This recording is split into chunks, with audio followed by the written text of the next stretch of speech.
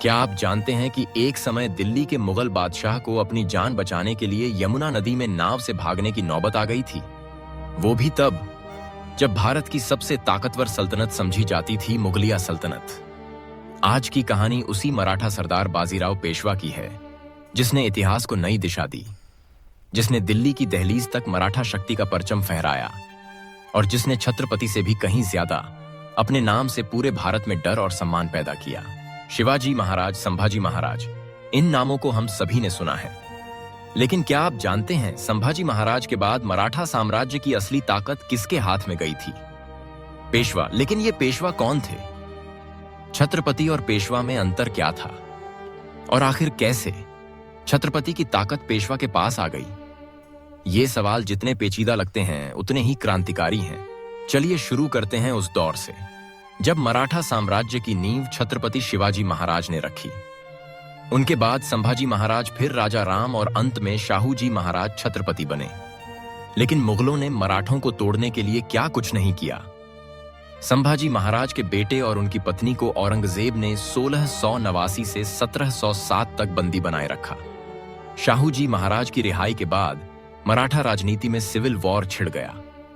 एक तरफ ताराबाई, दूसरी ओर शाहू जी। सत्ता की यह लड़ाई पेशवा के लिए निर्णायक साबित हुई। अब पेशवा का अर्थ समझिए। प्रधानमंत्री। छत्रपति राजा थे, लेकिन कार्यकारी शक्ति पेशवा के पास थी।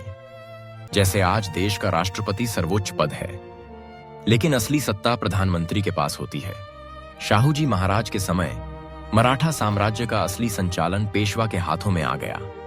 इस बदलाव की वजह थी लगातार युद्ध, साजिशें और सत्ता का केंद्रीकरण। यही वह दौर था जब बालाजी विश्वनाथ पेशवा बने और उनके बेटे बाजीराव बल्लाल भट्ट यानी बाजीराव प्रथम ने सत्ता संभाली। बाजीराव सिर्फ 20 साल की उम्र में पेशवा बने। 18वीं सदी संक्रमण का दौर था। मुगलिया सल्तनत बिखर रही थी। बादशाह मोहम्मद शाह रंगीला सत्ता में था और भारत के अलग अलग कोनों में नवाब, निजाम, रोहिल्ला, सिख, जाट सब अपनी ताकत आजमा रहे थे। बाजीराव ने इस बिखरी हुई राजनीति को मौके में बदल दिया। उन्होंने मराठों की ताकत को महाराष्ट्र से लेकर गुजरात, मालवा, बुंदेलखंड, कर्नाटक और दिल्ली तक फैला दिया। उनकी सेना की गति, रणनीति और हौसले को देखकर दुश्मन कांप उठते थे। अब आते हैं उस ऐतिहासिक घटना पर जिसने बाजीराव को भारत के सबसे बड़े सैन्य कमांडरों में से एक बना दिया। दिल्ली विजय। 12 नवंबर 1736 बाजीराव अपनी 5000 घुड़सवार सेना के साथ दिल्ली की ओर बढ़े। उन्होंने बुंदेलखंड पार किया, यमुना किनारे डेरा डाला और आगरा से सिर्फ 65 किलोमीटर दूर थे।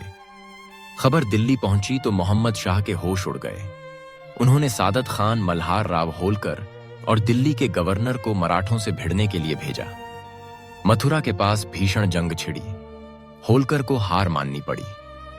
बाजीराव ने अपनी सेना को ग्वालियर में जमाया, तैयारियां तेज कर दी। अब मुगल सोचते रहे कि मराठे मथुरा के रास्ते ही दिल्ली आएंगे, लेकिन बाजीराव ने मेवात के कठिन पहाड़ी जंगलों से भरा रास्ता चुना। 60 किलोमीटर सिर्फ 2 दिन में पार किया। दिल्ली से महज 12 किलोमीटर दूर तालकटोरा के पास बाजीराव ने डेरा डाला। यहां से दिल्ली पर हमला करना आसान था। मोहम्मद शाह घबराया, चापलूसों की सलाह पर यमुना से भागने की सोचने लगा, लेकिन बाजीराव ने मोहलत नहीं दी। दोपहर तक संधि का अल्टीमेटम दिया नहीं तो दिल्ली पर कब्जा। दिल्ली की सेना तैयार हुई। अमीर खान 12,000 घुड़सवार और 20,000 पैदल सैनिक के साथ मैदान में उतरा। लेकिन बाजीराव की रणनीति यहां भी रंग लाई। उन्होंने 500 घुड़सवार भेजे, मुगलों को कमजोर समझने की भूल करवाई। मुगल सेना आगे बढ़ी। बाजीराव ने पीछे हटने का नाटक किया, दुश्मन को फंसा लिया। अचानक हमला। अमीर खान गिरफ्तार। दिल्ली का रास्ता खुला। मोहम्मद शाह लाचार। लेकिन बाजीराव ने दिल्ली को लूटा नहीं, अपनी सेना को अजमेर की ओर मोड़ दिया। क्यों? क्योंकि बाजीराव मराठा गौरव को लूटपाट से नहीं, सत्ता और सम्मान से जोड़ते थे। उन्होंने 3 दिन तक दिल्ली पर नियंत्रण रखा, फिर शहर छोड़ दिया। मोहम्मद शाह ने अपमान के बदले दक्कन के निजाम को बुलाया, उसे मालवा और गुजरात का वादा किया। निजाम अपने बेटे गाजी उद्दीन के साथ दिल्ली आया। मोहम्मद शाह ने स्वागत किया, उपाधियां दी, लेकिन बाजीराव ने यहां भी चालाकी दिखाई। भोपाल का युद्ध, दिसंबर 1737।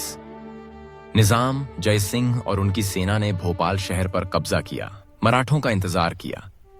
बाजीराव ने पूरे शहर को घेर लिया, रसद का रास्ता बंद। भूख प्यास से निजाम की सेना टूटने लगी। सवाई जय सिंह की मदद भी काम नहीं आई। अंततः निजाम पीछे हटने पर मजबूर हो गया। सफदरजंग शहादत खान का बेटा मदद को आया, लेकिन बाजीराव ने उसे भोपाल से पहले ही रोक लिया। मराठा सेना ने निजाम की सेना को ऐसा जकड़ा कि आखिरकार संधि करनी पड़ी। मालवा, नर्मदा और चंबल के बड़े हिस्से पर मराठों का कब्जा। यह ऐतिहासिक जीत सिर्फ तलवार की नहीं थी, यह बाजीराव की गहरी रणनीति, तेज दिमाग और युद्ध कौशल का परिणाम थी। पेशवा बाजीराव ने अपने जीवन में 40 से ज्यादा जंगें लड़ीं, एक भी नहीं हारे। उनके नेतृत्व में मराठा साम्राज्य महाराष्ट्र से निकलकर भारत के कोने कोने तक पहुंच गया। दिल्ली, मालवा, गुजरात, बुंदेलखंड, हर जगह मराठा परचम लहराया। मुगलों की ताकत कभी हिंदुस्तान की सबसे बड़ी थी, अब मराठों के सामने बिखरने लगी। बाजीराव की घुड़सवार सेना की गति, उनकी युद्ध नीति और उनका नेतृत्व, सबने इतिहास की धारा बदल दी। अब सवाल आता है, छत्रपति और पेशवा में अंतर क्या? छत्रपति मराठों के राजा थे, वंशानुगत पद था, लेकिन पेशवा प्रधानमंत्री थे। शक्ति, सेना, रणनीति, प्रशासन सब उनके पास था। शाहूजी महाराज के समय छत्रपति की भूमिका प्रतीकात्मक रह गई, असली सत्ता पेशवा के पास आ गई। यही वह दौर था जब पेशवा को मराठा राजनीति का केंद्र मान लिया गया। बाजीराव ने न सिर्फ युद्ध में बल्कि प्रशासन में भी मराठा साम्राज्य को मजबूत किया। फिल्मों में बाजीराव की कहानी को जितना दिखाया गया, असल इतिहास उससे कहीं ज्यादा रोमांचक और प्रेरक है। बाजीराव मस्तानी फिल्म में उनका युद्ध कौशल कम, प्रेम कहानी ज्यादा दिखाई गई, लेकिन उनकी असली कहानी है रणनीति, साहस और विजयी नेतृत्व की कहानी। जिस भारत में कभी मुगलिया सल्तनत का डंका बजता था, वहां पेशवा बाजीराव ने मराठा शक्ति का परचम फहराया। उनकी रणनीति, तेज गति और युद्ध कौशल ने मराठों को भारत की सबसे बड़ी शक्ति बना दिया। इतिहास हमें यही सिखाता है, असली ताकत तलवार या ताज में नहीं, दिमाग और नेतृत्व में होती है। बाजीराव पेशवा ने यह साबित किया।